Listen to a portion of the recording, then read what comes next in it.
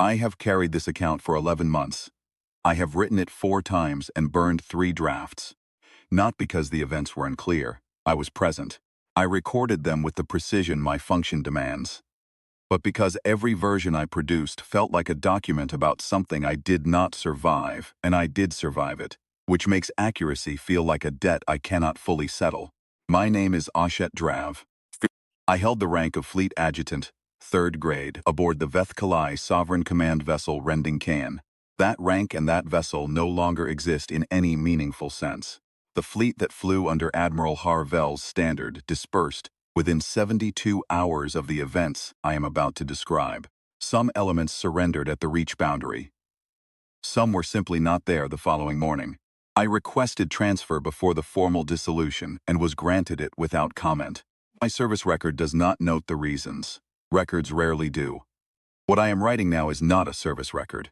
I want to explain what I saw clearly enough that someone who was not there can understand why a fleet of 47 vessels, the pride of the Veth Kalai Dominion's 3rd expansion arm, crewed by 63,000 officers and soldiers who had never known a defeat that was not ultimately recoverable, came apart over the course of a single afternoon because of a human female who sat down and asked for water. I want to explain what it means to wait. We arrived at Outpost Drav Sen on the 41st day of the 3rd cycle. The outpost was a human resupply and coordination station built into a stable pressure node on the edge of the Reach Corridor, which is the shortest navigational lane between the inner Dominion territories and the deep reach systems. The humans had used it for 11 years. We wanted it for reasons that were explained to me in terms of strategic advantage, territorial consolidation, and the expansion directive, all of which I understood in the abstract, and none of which I found especially compelling when I had to record them in formal communiques. I was an adjutant. I recorded what I was told. The station's garrison numbered 87. The fleet Harvell commanded numbered 47 ships, carrying approximately 6,000 ground-rated soldiers and enough orbital munitions to render the pressure node non-navigable for a generation. This was not a military campaign. It was a demonstration. The Admiral had made that clear during the transit briefing, projecting his plans against the dome's inner surface, with the calm of a being who had studied the mathematics and found them unambiguous. 87 humans, 47 ships. The outpost would be vacated without meaningful resistance. The strategic foothold would be established, and the Veth Kalai Dominion would control the Reach Corridor before any significant human response could arrive. He was correct about the mathematics. He was wrong about almost everything else. I should describe the Rending Cane's command bridge, because the setting matters. The ship was a fleet cutter of the Har class. Long, sharp at the bow, built around a command dome that extended from the vessel's upper spine like a blister of transparent composite ceramic. The dome offered a 300-degree visual field of whatever space surrounded us, and in standard operations it caught whatever light source was available. Starlight, planet glow, the reflected luminescence of the corridor's navigation beacons, and distributed it evenly across the bridge interior. That afternoon, the Rending Cane was holding station relative to the outpost at approximately 40,000 kilometers, and the corridor's primary was behind us, and the dome was filled with that particular quality of blue-tinged daylight that you get when a star is behind your ship and its output is being scattered through a navigational haze. The bridge was bright. Everyone's face was visible. There was nowhere to hide an expression, and this became significant. The ceasefire offer came from us.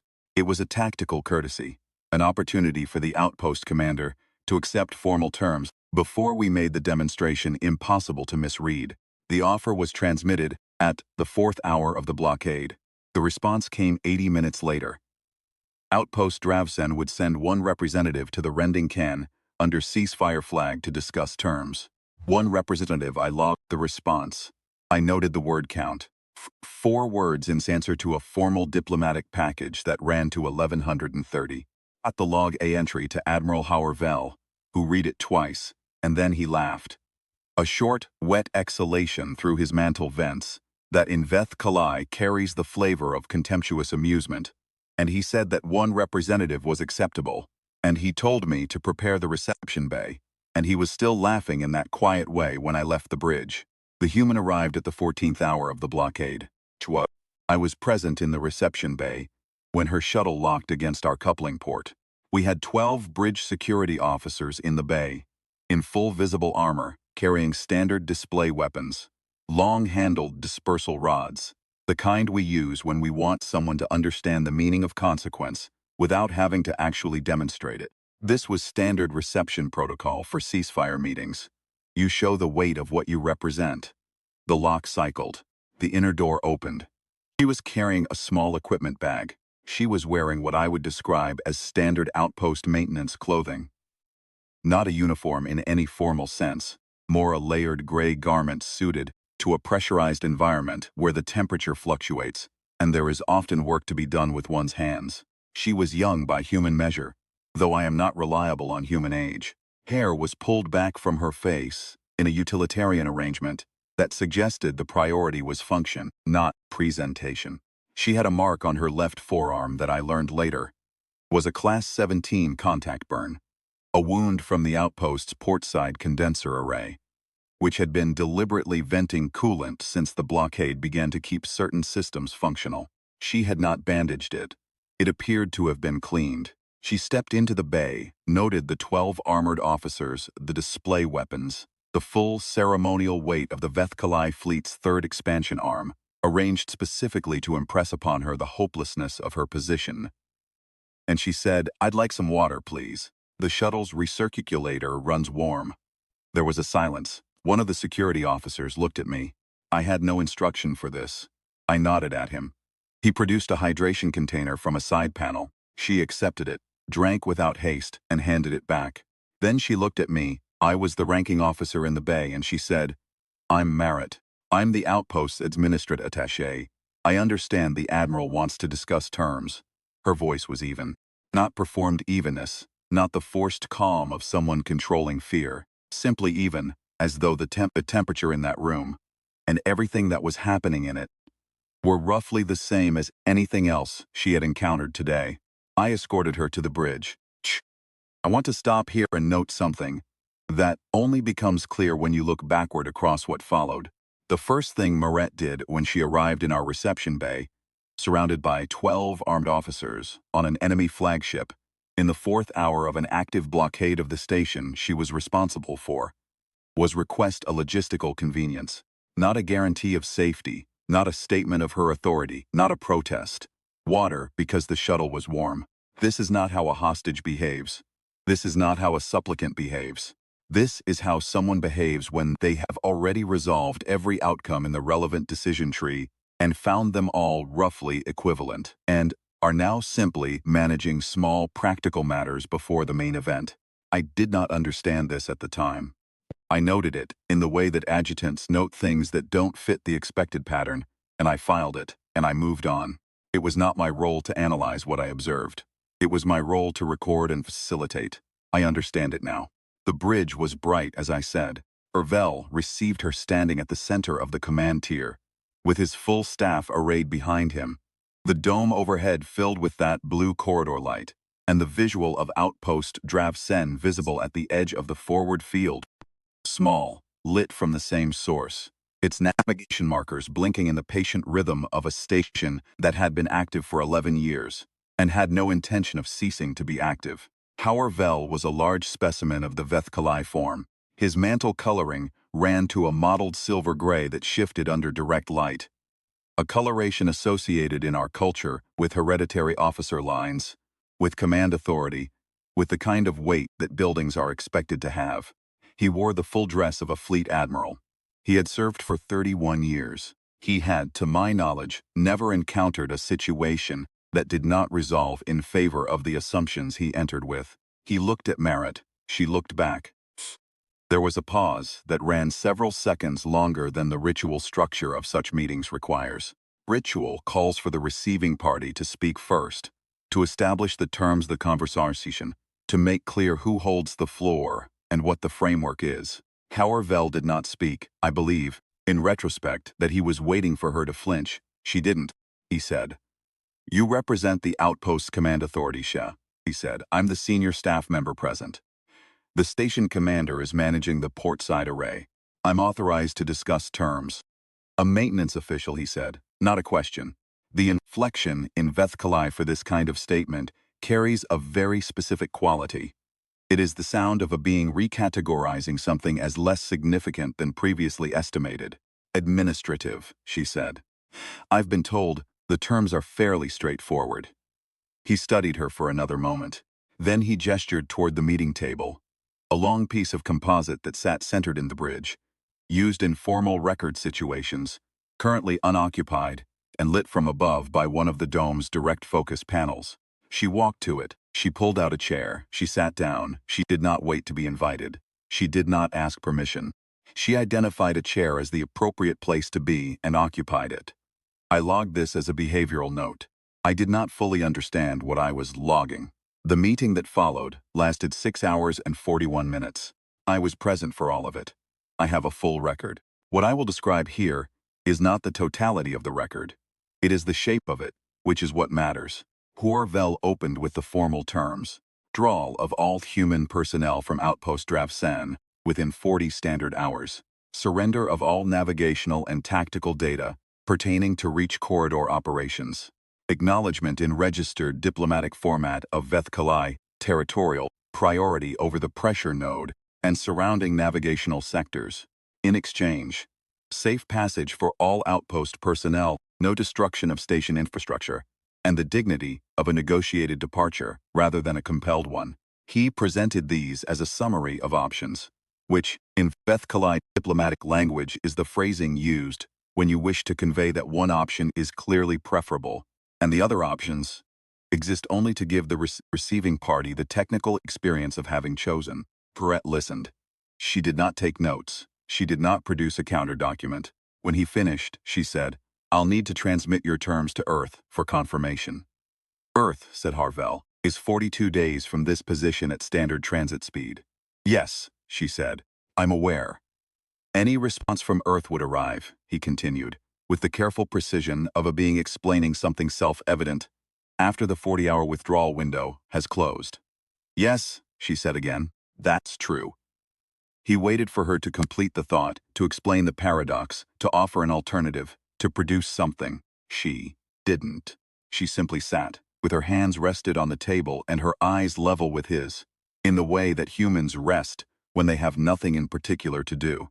Then you cannot receive authorization, he said. I already transmitted the situation 14 hours ago, she said, before the ceasefire offer. I imagine there'll be some kind of response. This was, at the time, a very small statement. I recorded it without flag, 42 days in either direction. It was irrelevant to the immediate situation. She had transmitted a situation report as one does when a blockade appears. What response could come? What relevance could it have to the next 40 hours? I know now what she had transmitted. I know what response she was expecting. But at the time I logged it as a minor procedural note and continued. At the second hour, Harvel changed approaches. He was too experienced to lose patience visibly. In 31 years of command, the display of frustration had been trained out of him. There is a specific mantle shift in Vethkalai that represents the recalculation of strategy, a slight contraction along the chromatophore bands of the shoulder mantle that, in social reading, we recognize as the close of one line of reasoning and the opening of another. I had been Harvel's adjutant for 9 years. I knew that shift. He shifted. He began what I would describe as the philosophical approach. This is a technique used when direct terms fail. When the opposing party does not respond to practical logic, you attempt to establish the underlying reality from which practical logic flows. You explain the nature of things. You demonstrate that your position is not merely a statement of power, but a statement of the way the universe actually operates. The Vethkalai had been expanding for 600 years. In 600 years, they had encountered 42 species capable of space travel. Of those 42, 11 had survived in some form that could be called autonomous. The rest had been absorbed, or moved, or had made choices that rendered them marginal. This was not cruelty. It was physics. Species that could adapt to the Dominion's expansion continued. Species that could not were not destroyed so much as made irrelevant. He delivered this over approximately 23 minutes. He was good at it. I had heard versions of it before, in other meeting rooms, and it had a quality, a weight that came from its own internal consistency that made it feel less like an argument and more like a fact. Merritt listened. When he finished, she said, "What happened to the 11?" He blinked his forward-face sensory covers, the Veth Kalai equivalent of a pause. "They adapted," he said. "To what?" "To the reality of Dominion expansion." "They gave up territory?" she asked. "Where necessary. And they're still autonomous." Within agreed parameters, she was quiet for a moment. Then she said, "I'm going to need to know more about those parameters before I can make any recommendation to Earth." This was a bureaucratic response to a philosophical statement. This was the equivalent of receiving a discussion of the nature of gravity and requesting its filing reference number. I saw Harvell's shoulder mantle contract again. He was recalibrating. He could not understand that she was not being evasive. She was being literal. She genuinely needed to know about the parameters. This was relevant information. She had a job to do, and the parameters were part of it. The temperature of the room at this point was still within normal range. I note this because it changed. At the third hour, one of Hauvel's staff officers, a specialist in what the Veth Kalai call informational architecture, meaning the deliberate construction of environmental conditions to affect the reasoning of a counterpart, suggested an adjustment to the bridge's climate regulation. The Veth Kalai prefer warmth. Human biology tolerates a broader range of temperature. What the informational architect suggested was a reduction in the bridge environment to a temperature that, according to the Dominion's records on human physiology, would produce mild but measurable physical discomfort without causing damage. The theory was that physical discomfort produces a desire to resolve the discomfort, and that desire to resolve was likely to accelerate the negotiation toward conclusion. The bridge temperature was reduced by 12 degrees over the course of 40 minutes. Merritt did not mention it. She did not move to warm herself. She did not ask for a garment. She sat at the table in her maintenance clothing with the same quality of stillness she had arrived with. And when the reduction was complete and the bridge was cold enough that I could see the ambient moisture of breath beginning to be visible near the ventilation inputs, she said, "I'd appreciate more water if you have it." The informational architect looked at me. I had no instruction for this either. I provided water. She drank without haste. The bridge was cold. She put the container down and said, "I was asking about the 11 autonomous species. Do you have direct contact protocols for any of them, or do all communications route through Dominion intermediaries?" She was still doing the job. I added a note to my record, "Human thermoregulation not a viable pressure vector." I moved on. The fourth hour, Harvell made the error of trying hunger. This was not refined. I noted my own professional discomfort when the order was given, and I note it here not to excuse myself. I did not object, and I should have, but to be accurate about the quality of the decision. Withholding food is the tactic of someone who has run out of ideas and has decided to simply make the experience unpleasant enough that the counterpart yields. It is a technique with a long history in Veth Kalai conflict management, and it works against species that have a straightforward relationship between physical deprivation and compliance. Humans do not have a straightforward relationship between physical deprivation and compliance. This is Class 17 Death World data. It is in the accessible records. Harvell either had not read them or had categorized them as inapplicable. I do not know which. Merritt had not eaten since coming aboard. This was now approaching 5 hours. She did not ask for food. She did not appear to be calculating the absence of food as a variable. She appeared to be exactly what she had been since she sat down. A person engaged in a logistical problem that required patience. Point. In the fourth hour, she stretched in the economical way of someone who has been sitting for a long time and finds this merely inconvenient. And she walked to the dome's forward observation line and stood looking at the visual of Outpost Drav-Sen. She stood there for perhaps 3 minutes. Then she came back and sat down and said, "The port side array should have stabilized by now. The condenser venting was a temporary measure. Do you know if your blockade posture has changed in the last 6 hours, or is the formation static?" "Why do you ask?" said Harvell. The array's output depends partly on the electromagnetic profile of the surrounding space, she said. If your formation has changed position relative to the pressure node, the output calculations would need to be adjusted. She looked at him. The array powers the outpost's long-range transmitter. The room had been getting very quiet for some time. It became more so. Harval said, "You have been transmitting. Every 6 hours," she said. "Standard protocol for active diplomatic contact, log status, summary.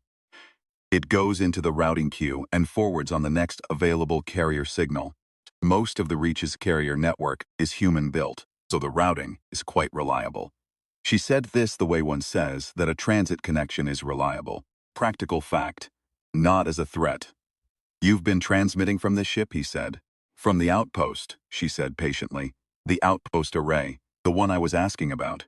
The rending cane has a fairly significant electromagnetic profile, and it's been within 40,000 kilometers for 14 hours, which does affect the signal quality. But the array has a correction algorithm for exactly that kind of interference." She paused. "Did you want copies of the transmission logs? I can request them." There was a silence on that bridge that I did not know how to log. I did not know what category it belonged to. It was not the silence of shock, though there was shock in it, and it was not the silence of calculation, though there was calculation in it.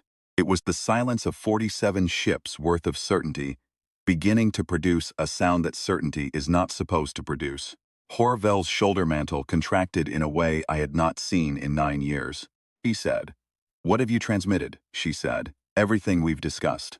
Standard diplomatic contact log, situation assessment, fleet composition, as best as we can observe it from the outpost sensor array. Though that's imprecise at this distance."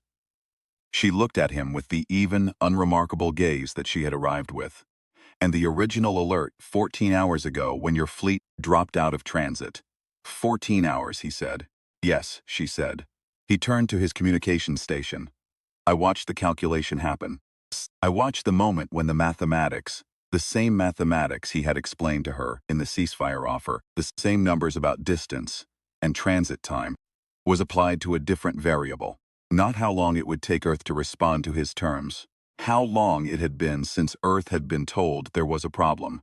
42 days in either direction.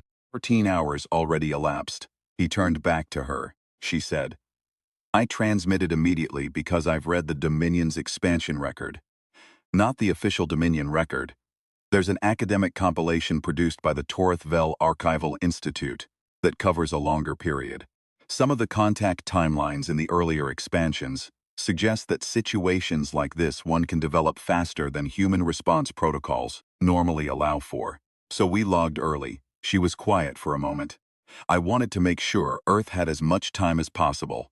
I did not record what Harvel said next. This is the only gap in my log, and it is deliberate.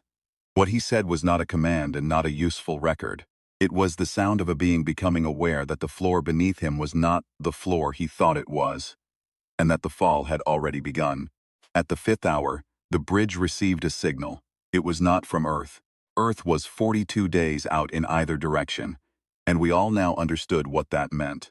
The signal was from a Veth Kalai observation post at the edge of the Reach corridor. A small automated platform that tracked transit signatures entering the corridor from the inner approach.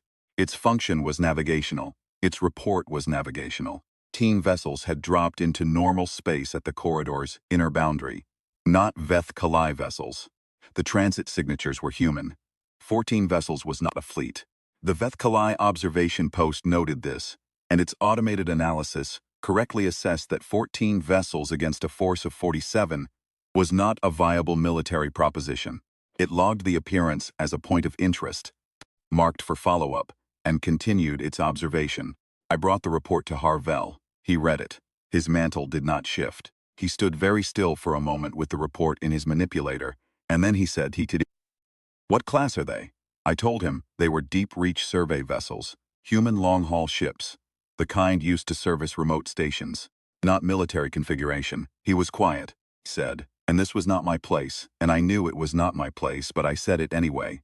"Admiral, survey vessels don't travel in formations of 14. He did not respond.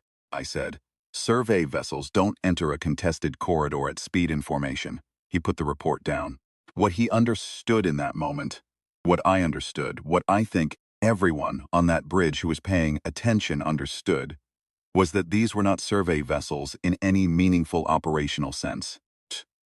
They were vessels crewed by the people who built that outpost, who had been watching from the approach corridor for 11 years, who had received a transmission 14 hours ago from someone who had been very specific about the fleet composition she could observe from the outpost's sensor array. They were vessels crewed by species that evolved on a Class 17 death world, a planet where the atmospheric pressure alone exceeds comfortable Vethkali tolerances by a factor of 9, where the gravity well runs 1.3 standard, where the biosphere is so thoroughly hostile that the organisms that came out of it have a relationship to hostile environments that no academic record adequately captures. They were not survey vessels. They were the first 14. The Vethkali Fleet Database on Human Military Doctrine has a section that I had read in the abstract and never taken seriously enough, because its contents seemed excessive. The section is titled, in the Dominion's translation, Response Doctrine, Deep Reach Contact Events. The relevant passage, in the version I had studied, read as follows. Human military response to confirmed hostile contact at deep reach stations follows a staged deployment protocol. Initial response elements deploy from the nearest human-controlled system within 18 hours of confirmed hostile contact.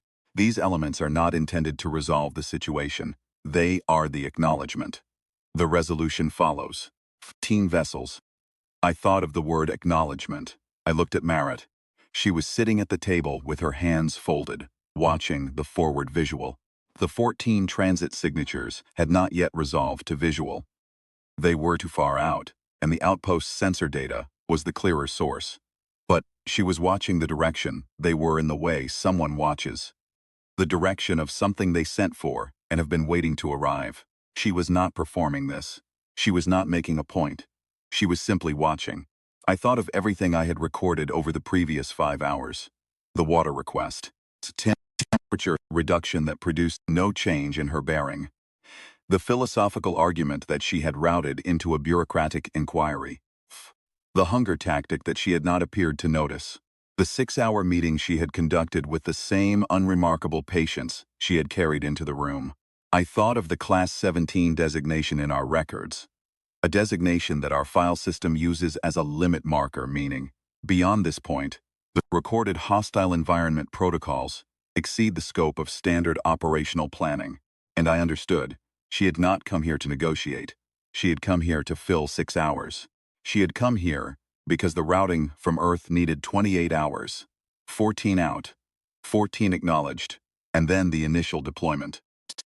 She had in the seas to make the 6 hours between her arrival and the appearance of those 14 vessels were 6 hours in which nothing irrevocable happened. She had done this by being exactly what she appeared to be. A person engaged in a problem that required patience, producing nothing that could justify an escalation, giving Hauervel no pretext to do anything except talk. She had not done this by being clever. She had done it by being exactly what she was. You cannot counter a thing you cannot see. You cannot break a patience you cannot find the edge of. You cannot extract a concession from a person who is not under pressure, and you cannot apply pressure to a person who does not recognize the pressure as pressure. She had sat in a cold room, in a chair she had not been invited to take, on an enemy flagship surrounded by enough orbital munitions to end the station she was responsible for. And she had asked for water. And she had talked about condenser arrays and electromagnetic profiles and the academic record of the Torith Vel Archival Institute.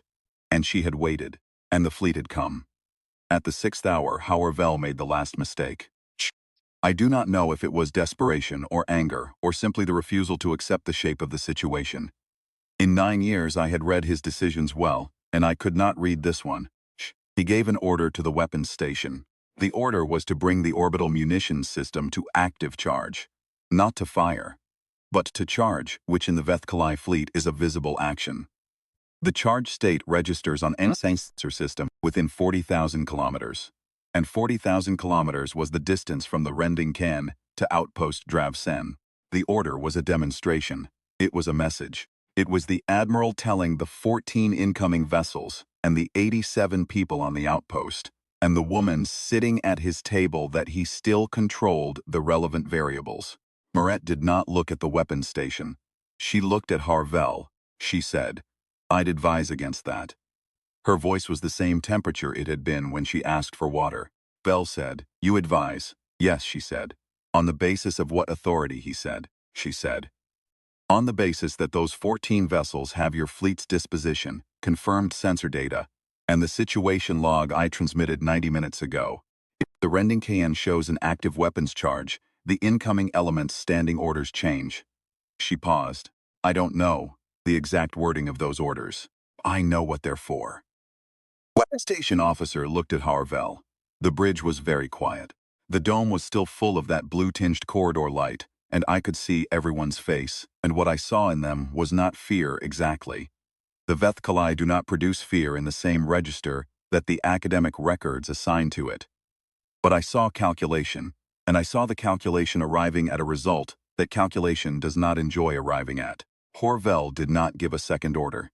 He stood in the center of his command tier, in his full dress, with the dome overhead, and the fleet behind him, and 600 years of Dominion expansion at his back. And he looked at a human woman in maintenance clothing, sitting at his table, and he did nothing. She let the moment exist. She did not push it. She did not explain further or reiterate or produce anything additional. She had said what was accurate. She waited.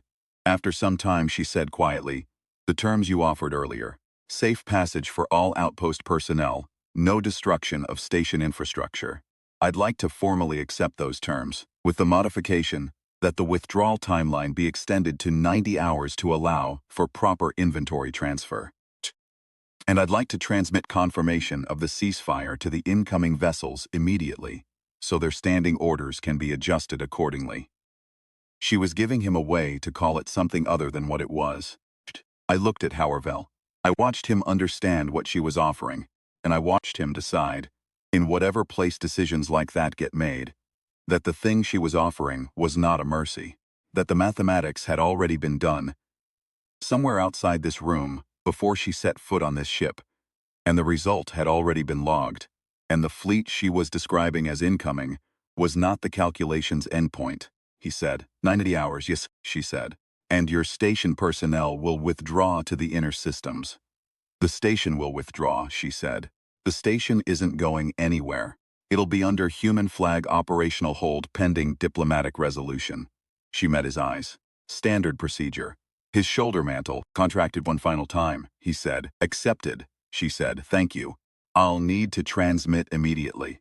He gestured to the communication station. She stood, walked to the station, and transmitted a 4-line ceasefire confirmation to the incoming vessels and to the outpost. She did this without ceremony, in the same manner she had done everything else on this ship, with the attention of someone completing a logistical step that needed to be completed. Then she turned and said, "I'll need a shuttle back to the station. I want to supervise the inventory transfer personally." He had nothing to say to this. He assigned me to escort her. I walked her back to the reception bay. We did not speak for the first part of the walk. The corridor lighting on the rending cane runs warm by design. It is a thermal comfort measure, because the bridge dome can run cold during extended operations, and the corridors are meant to compensate. After 6 hours in a deliberately chilled bridge, the warmth should have been a relief. She did not appear to notice the change in either direction. At the reception bay, she retrieved her equipment bag. She had set it against the wall when she first arrived, and apparently not thought about it since, and she waited for the shuttle coupling to clear.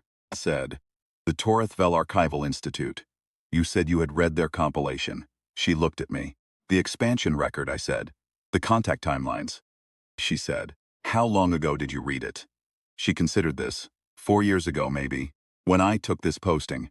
You read it before you took the posting, I said. Not after. I like to know what I'm going into, she said. I thought about this. Thought about a person who, 4 years before the Vethkali fleet appeared on their horizon, had researched the pattern of Dominion expansion and the contact timelines from the earlier expansions, and had derived from that research a particular kind of preparation. Not a military preparation, a patience preparation. Preparation for exactly the shape of a thing she had never personally experienced and could not know for certain she would. I thought about the Class 17 designation in our files, the gravity, the pressure, the biosphere. I thought about what it means to come from a place that does not permit the luxury of being underprepared. Coupling cleared. She picked up her bag. I said, "I want to ask you something." She stopped. "When you came aboard," I said.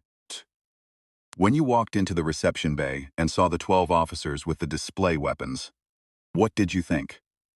She considered the question with the same directness she had applied to everything else on this ship.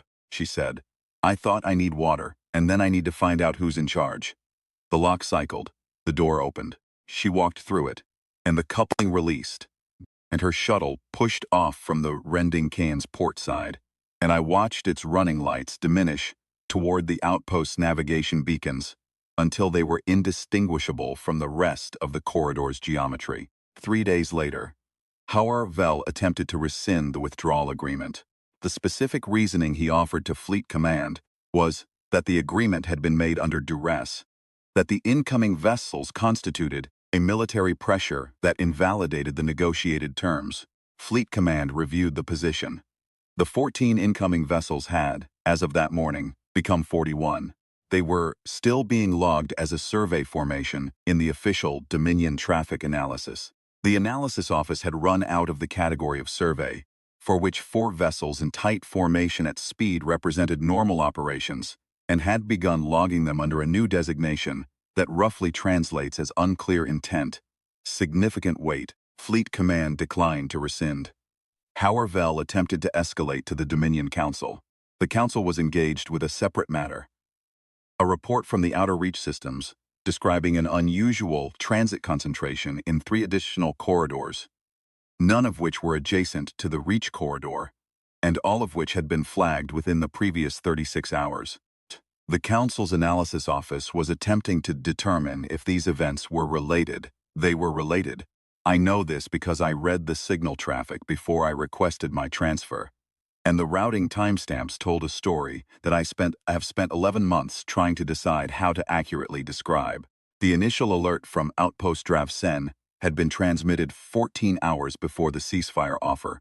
Marit had said this. What she had not said, what there was no reason for her to say, and what would have been operationally imprudent for her to say, was that the initial alert had gone to more than one recipient.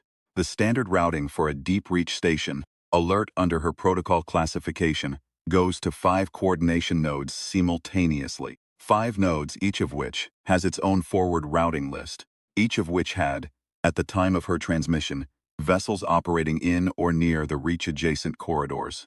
10 vessels through the inner boundary was the acknowledgement. The other formations were the calculation. They had all departed before she set foot on our ship, before she asked for water, before she sat in the chair she had not been invited to take. They had been underway for 14 hours before the first word of the ceasefire was spoken, and the ceasefire was what she had been filling time for, and the time was already paid, and the deployment was already in motion, and there had never been a moment, not from the instant Harvell's fleet dropped out of transit into the corridor, when the mathematics were anything other than what they were. I thought of her reading the Torith Vell Archival Institute's compilation 4 years before she needed it. Thought of her walking into a reception bay of 12 armed officers and requesting water. I thought of 6 hours in a cold room, asking about condenser arrays and filing parameters. I thought of what it cost to build that kind of patience. Kind of world produces a person who plans for the worst outcome before they have seen the worst outcome and waits in complete stillness while the thing they have set in motion arrives, and asks for water because the shuttle was warm. I think of it often. I think of it more than I think of the 41 vessels, or the additional formations, or the dissolution of the Rending Kane's fleet command, or Harvell's final hour, which I was not present for, and which I do not need to describe. What I think of is the expression on her face when the coupling cleared, and she picked up her bag. There was nothing in it I could categorize. It was not satisfaction, not relief, not triumph. It was the expression of someone who had done the work that was in front of them, and had done it the only way it could be done, and now had other work to get to. She had a station to run. The inventory transfer needed supervision. The corridor had not changed. Pressure node was still active. The navigation beacons were still blinking in their patient rhythm. She had made sure of that. That is what I have been trying to write down for 11 months. That is what I wanted to say accurately enough that someone who was not there could understand it. A Class 17 death world does not produce people who wait because they are passive. It produces people who wait because they have done everything necessary before the waiting starts. And waiting is simply what comes after. It produces people who understand, at a register below language, that patience is not the absence of action. It is the longest kind of action there is. Vel looked at her across that table and saw a human girl in maintenance clothes, with a burn on her arm that she hadn't bothered to bandage, asking about parameters. He never saw what she was doing. I saw it. I see it still.